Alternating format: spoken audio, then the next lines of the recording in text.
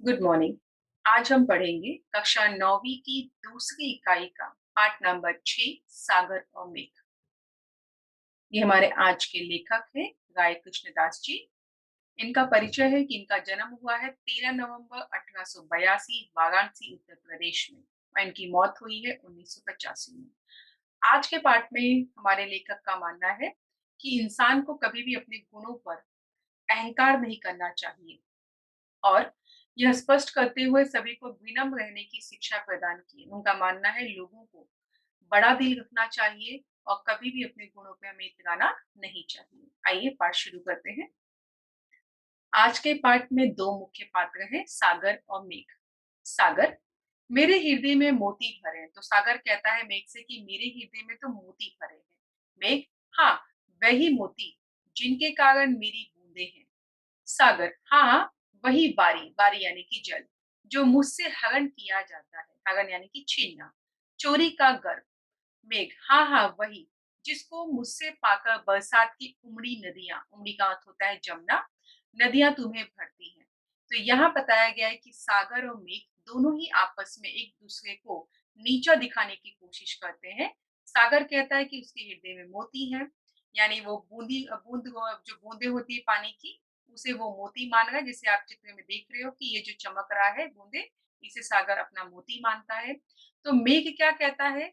मेघ कहता है कि ये तो मैं ही तुझे पानी की बूंदों के रूप में देता हूँ। तो इसमें कौन सी नई बात हुई है? अब आपका यहाँ पे सवाल है, सागर के हृदय में यह भरा है। One box. सागर, बहुत ठीक। क्या 8 महीने नदियां मुझे कर नहीं देंगी? कर का मतलब होता है शुल्क यानी कि फीस या जुर्माना। मेघ मुस्कुराया, अच्छी याद दिलाई। मेरा बहुत सा दान वे पृथ्वी के पास धरोहर रख छोड़ती हैं। धरोहर का मतलब होता है अमानत। उसी से कर देने की निरंतरता कायम रहती है। निरंतरता का मतलब होता है लगातार।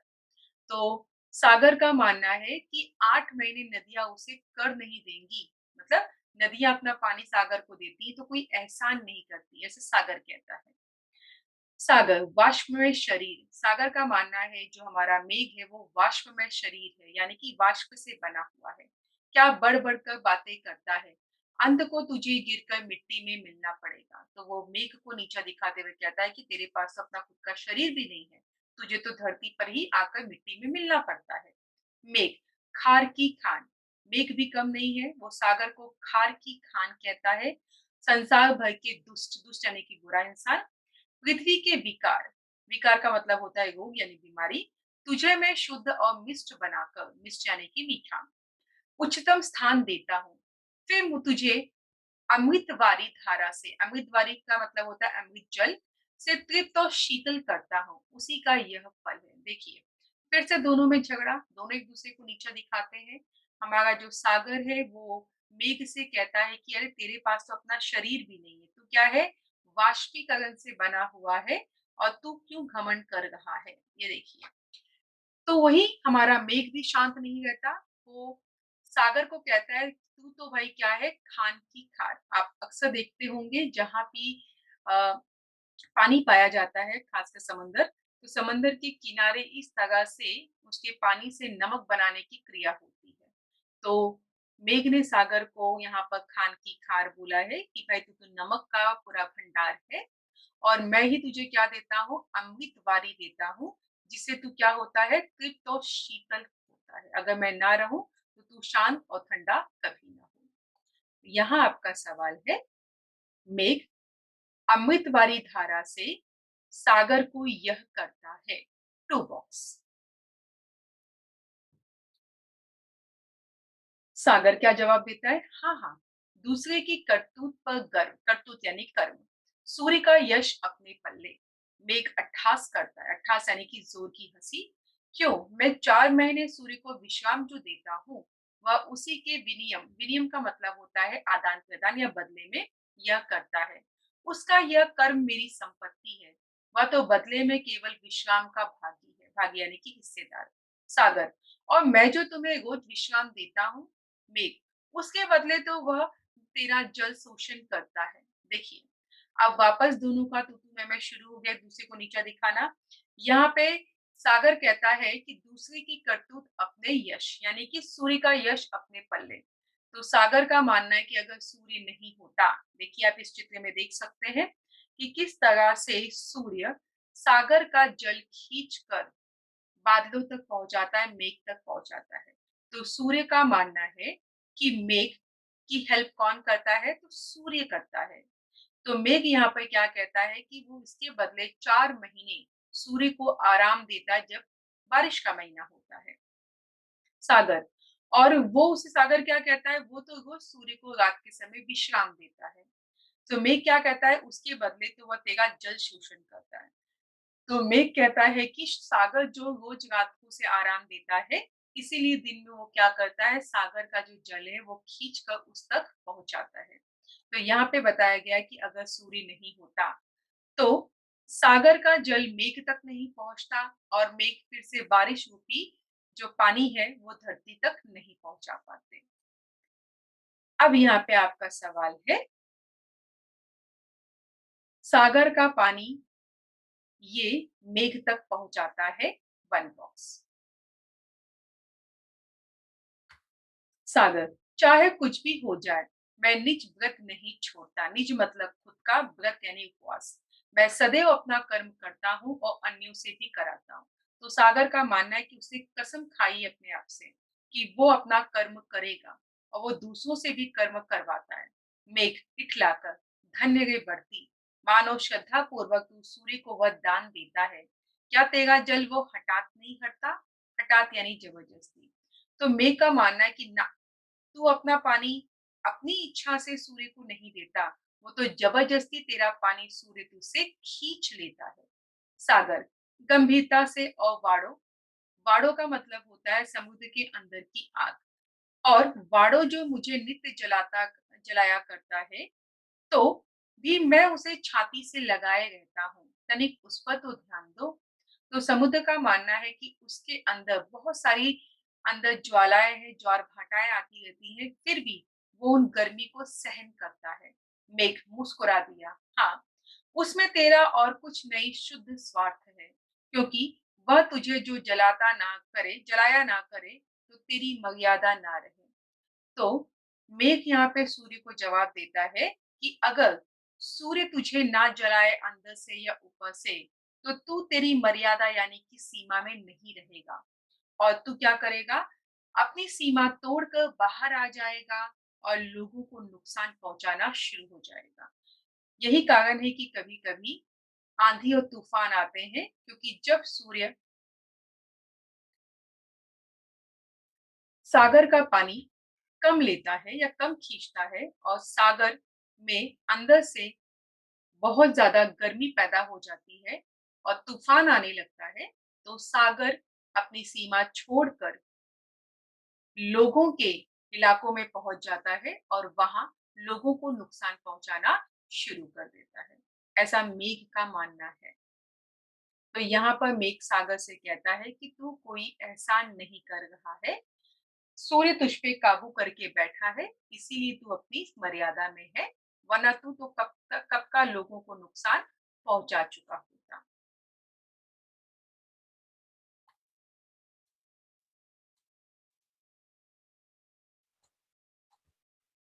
सागर, गरज कर, तो उसमें मेरी क्या हानि?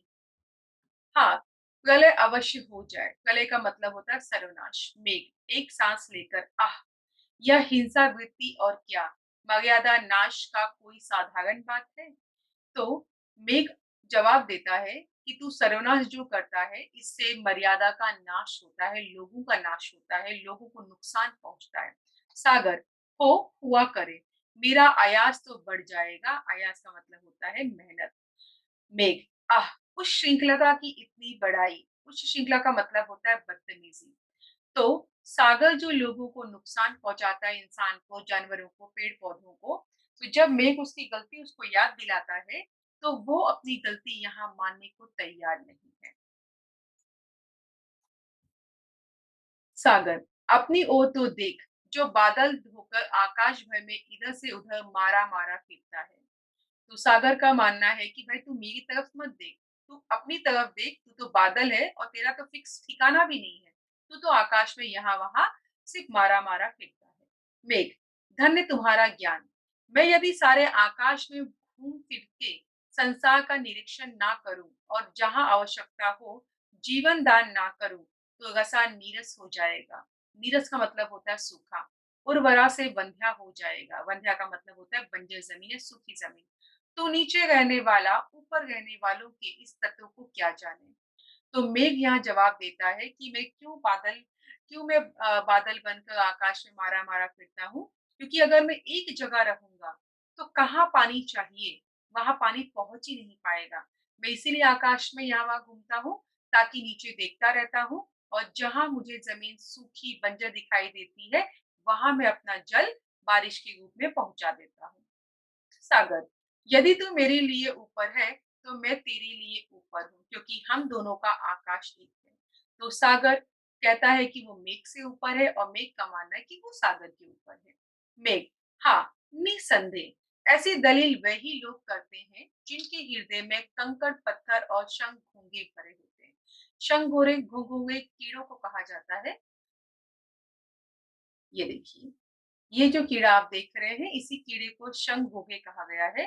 तो यहाँ पर जब सागर अपने आप को किसी से कम नहीं मान रहा है और मेघ के ऊपर मानता है, तो मेघ यहाँ पे दलील देता है कि भाई, अरे तेरे अंदर तो क्या भरा है, सिर्फ कंकड़-पत्थर और शंख-घोंघे भरे हुए हैं।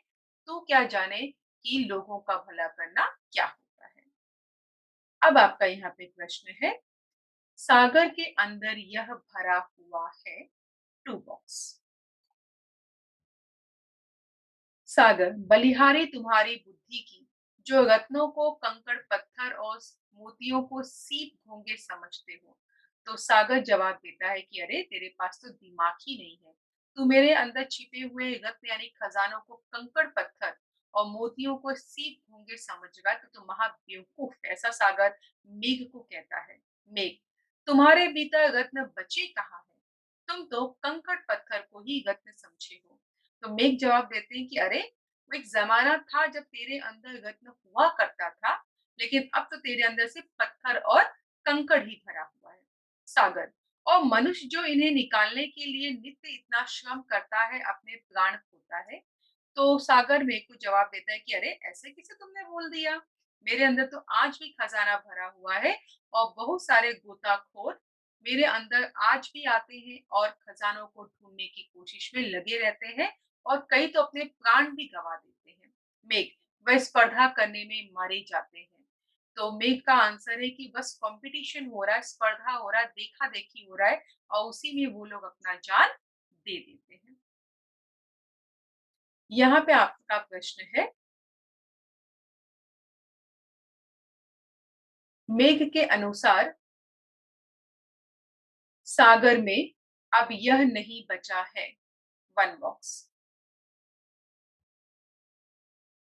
सागर, अरे अपनी सीमा में गमने की मौज को, गमने का मतलब होता है ठहरना, अस्थिरता समझने वाले मूर्ख, तू ढेर सा हल्का ही करना जानता है कि। मेघ, हाँ, मैं गरजता हूँ तो बरसता भी हूँ। तू तो सागर, यह भी क्यों नहीं कहता कि ब्रज में निपातित करता हूँ। ब्रज का मतलब होता है बिजली और निपातित करना मतलब होता है गिराना। तो सागर का मानना है कि मेघ सब पर बिजली गिराता फिरता है, लोगों की जान लेता रहता है। मेघ, हाँ, आतताइयों को अनुचित दंड देने के लिए। आतताइयों का मतलब होता है अत्याचारी। तो मेघ का मानना है कि जो अत्याचारी बुरे लोग होते हैं, उन्हीं को उचित दंड देने के लिए वो हमेशा बिजली गिराता रहता है। माना जाता है कि जब बिजली कड़कती है, तो लोग ये मानते हैं कि कहीं न कहीं कड़की हुई बिजली ज़रूर गिरती है और जहाँ पे गिरती है, चाहे किसी जगह पे गिरे, इंसान पे, जानवर पे, जहाँ गिरती है, वहाँ वो भारी नुकसान ही करती है। तो सागर कहता है कि वो बिजलियाँ गिराकर लोगों का नुकसान करता है, जबकि मेघ आंसर देता है कि वो तो गलत लोगों को उसका दंड देता है, इसीलिए वो बिजलियाँ गिराता है।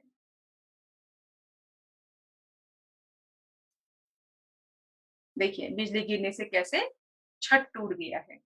अब यहाँ पे आपका सवाल है, मेघ बिजली गिराकर इसे दंड देता है। 1 बॉक्स। सागर की स्वतंत्रों का पक्षछेदन करके उन्हें अचल बनाने के लिए। मेघ हाँ, तू संसार को दीन करने वाले, दीन यानी गरीब, उस श्रृंखलताओं का मतलब होता है बदमाशों का पक्ष क्यों ना लेगा, तू तो उन्हें छिपाता है। तो मेघ का मानना है कि सागर अपने अंदर क्या करता है, बदमाशों को छिपाता है। सागर मैं दीनों की शरण अवश्य हूँ। तो सागर बोलता है कि हाँ, मैं तो बदमाशों को शरण देता हूँ, गरीबों को शरण देता हूँ। मेघ सच है, अपराधियों के संगी, यही दीनों की सहायता है कि संसार के उत्पातियों, उत्पाती यानी कि शरारती और अपराधियों को जगह देना और संसार को सदैव भ्रम में डालेगा ना। देखिए, अक्सर हम टीवी में देखते हैं, मूवीज में देखते हैं, सीरियल में देखते हैं कि जब भी बैंक रॉबरी होती है, यानी कि बैंक में चोरियां होती हैं या कोई भी चोर होता है, तो अक्सर चोर क्या करता है, अपने आप को या खजाने को छुपाने के लिए, आप देख सकते हो कैसे ये गाड़ी पानी के अंदर गई। अब पानी के अंदर गई, वहां से बदमाश आसानी से पानी से बाहर निकल सकता है और जल्दी पुलिस पकड़ नहीं पाती है। तो यहाँ वही मेघ कह रहा है कि सागर क्या करता है, बदमाशों को अपने अंदर शरण देता है और बदमाशों बदमाशों का वो साथ देता है। अब आपका यहाँ पे सवाल है,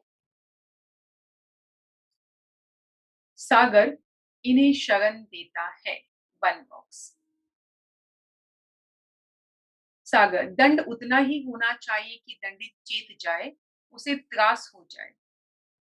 अगर वह अपाहिज हो गया तो सागर का मानना है कि किसी को भी उतनी ही सजा दीजिए जितना वो याद कर सके और वो तकलीफ सह जाए। लेकिन उससे उसे कोई नुकसान ज़्यादा नहीं पहुँचना चाहिए, खासकर वो अपाहिज यानी कि हैंडीकैप ना हो जाए।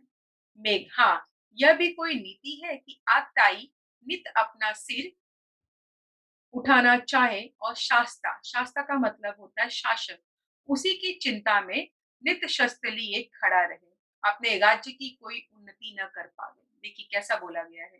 पहले के ज़माने में इस तरह से भयंकर लोगों को सज़ा दी जाती थी। ऐसी सज़ा राजा सुनाते थे कि लोग उससे मर भी जाते थे। तो मेघ का मानना है कि ऐसी सज़ा नहीं होनी चाहिए। सागर, भाई अपने क्रोध को शांत करो। क्रोध में बात बिगड़ती है क्योंकि क्रोध हमें विवेकहीन बना देता है। विवेकहीन मतलब जिसके पास दिमाग ना हो। मेघ, थोड़ा शांत होते हुए, हाँ, यह बात तो सच है। हम दोनों ने अपने-अपने क्रोध को शांत कर लेना चाहिए। तो मेघ और सागर दोनों को अपनी-अपनी गलती का एहसास होता है और दोनों एक दूसरे से कहते हैं कि अब हमें शांत हो जाना चाहिए, ज्यादा भड़कना नहीं चाहिए। सागर, तो आओ हम मिलकर जल कल्याण के विषय में थोड़ा सा विचार विमर्श कर लें। अब सागर कहता है कि हमें लोगों के बारे में सोचना चाहिए, ना कि अपनी बढ़ाई करके इतराना चाहिए। मेघ, हाँ, मनुष्य हम दोनों पर बहुत निर्भर है। प्रतिवर्ष किसान अब बड़ी आतुरता से मेरी प्रतीक्षा करता है। अब यहाँ पे मेघ कहता है कि मनुष्य उन दोनों पर निर्भर है, यानी कि हमें मेघ भी चाहिए, हमें सागर भी चाहिए। और हर साल किसान मेघ को बड़ी आतुरता से देखता है कि कब भगवान बारिश करेंगे और कब किसान का सूखा जमीन में वापस से हरियाली होगी। तो जीवन में सागर और मेघ दोनों का होना बहुत जरूरी है इंसान के। अब यहाँ का आपका प्रश्न है, प्रतिवर्ष किसान बड़ी आतुरता से इसकी प्रतीक्षा करता है। 1 बॉक्स। सागर, मेरे छाल से मनुष्य को नमक प्राप्त होता है। क्षार यानी खाद, जिससे उसका भोजन स्वादिष्ट बनता है। तो सागर का मानना है कि अगर उसमें क्षार ना हो तो लोगों को नमक नहीं मिलेगा और ना उसका भोजन स्वादिष्ट होगा। मेघ, भाई, सागर भाई, हमें कभी आपस में उलझना नहीं चाहिए। सागर, और प्रतिज्ञा करते हैं कि हम अब कभी घमंड में एक दूसरे को अपमानित नहीं करेंगे, बल्कि मिलकर जल कल्याण के कार्य करेंगे।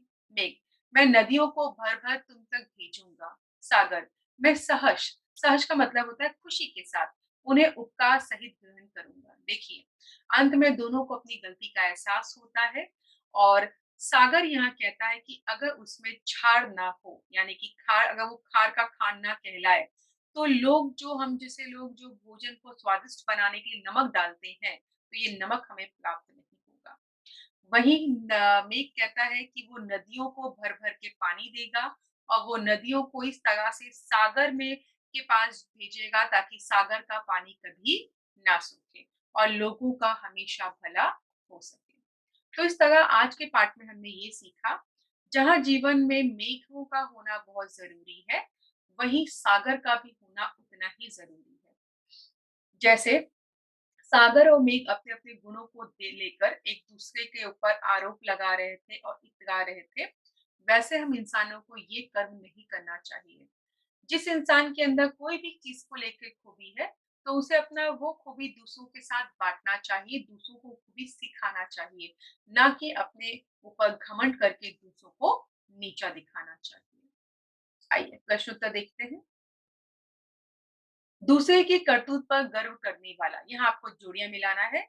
तो गर्व कर रहा था मेघ, सागर को नित्य जलाने वाला वाड़ो था और झूठी स्पर्धा में मरने वाला था मनुष्य। मेघ इनके भेद जानते हैं, तीनों के, नदियां, सागर और सूर्य। आशा करती हूँ आपको ये पाठ अच्छे से समझ में आ गया होगा। धन्यवाद।